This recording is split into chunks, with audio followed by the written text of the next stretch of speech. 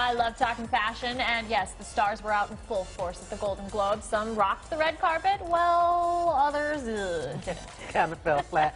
Our fashion expert, Jordan Deschambre, is here to go over the looks from last night. Yes. What did you guys think? Were you awed by these looks at all, No. or were you kind of? I was underwhelmed. Yeah, I was too. Yeah, you too, Cassandra? Yeah, but I did like the color trend that I saw. Absolutely. One of the things that I was really excited about was seeing yellow emerge as a huge trend. Yes. And this is something that we really saw on the Spring/Summer 2015 runways as well. And I truly think that yellow is having a moment this spring and summer. So if there's one color that you can be incorporating into your wardrobe, it's yellow. And I like the combination of yellow and red, so I like that they wore them on the red carpet. Absolutely. And, you know, I think there'll be a lot of people saying, well, there's other trends emerging like black dresses, white dresses, red dresses.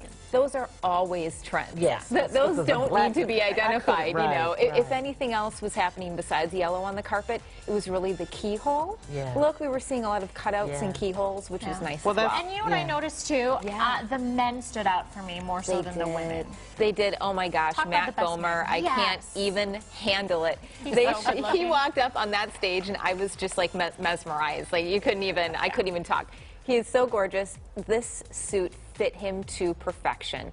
Ralph Lauren Black Label, you just can't do any better than this. And again, showing that blue trend that is just continuing and looks so amazing on all guys. Yes, it does. It really does. I do love that. Yeah. All right, And I suppose we should talk a little bit about hair and makeup, maybe? Yeah, right? Always, Every once in a while, we need to mention the hair and makeup. I really felt like Felicity Jones stood out in this category.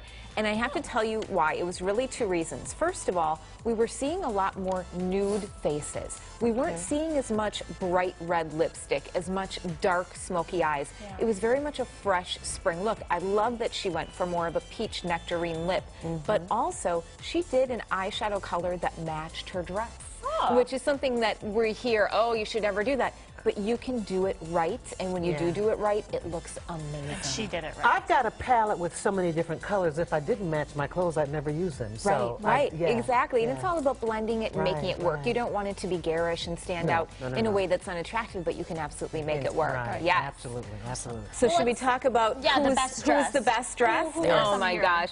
You know, like we said, nobody really overwhelmed me, but I have to say Julianne Moore was probably my favorite of the night. She was wearing Givenchy Haute Couture. I just felt like this is what a movie star looks like. Everything from her hair, makeup, jewelry, the dress, everything pulled it together. We're still seeing feathers as such a big trend, and again, sequins and beading. Real quick list who your other favorites were. I loved Reese Witherspoon. I thought she looked absolutely fantastic. She was my favorite. She was like a Hollywood goddess. I also loved Jessica Chastain, who looked gorgeous. Again, showing kind of this copper trend happening with these liquid metals that we're seeing a lot of right now. And the worst. There we go to the worst. There were really three that stood out for me, and it made me so sad to say, Claire Danes really has not been rocking it for me on the carpet at all lately. I felt like this Valentino really aged her, and it didn't appear to fit her properly. This one, I did not like at all, and she's normally she's usually really a standout. I was so excited to see Kerry Washington. It was just like a bad bridesmaid's dress from the 80s. But is there an ultimate? Not my girl, J-Lo. But let me tell you why. I love her. She went too far. If you're going to do an incredibly deep V and an incredibly high leg slit, choose one. Choose one and it looks beautiful. When you do both, it ends up looking vulgar. And then the only thing I heard all night was what is poking her in the boob. Everybody wanted to know that's not what you want people to remember. Always great. Thank you so much, Jordan, for joining us. It was to keep the boobs in place, just so you know. All right, we're going to take a short break, but don't go away.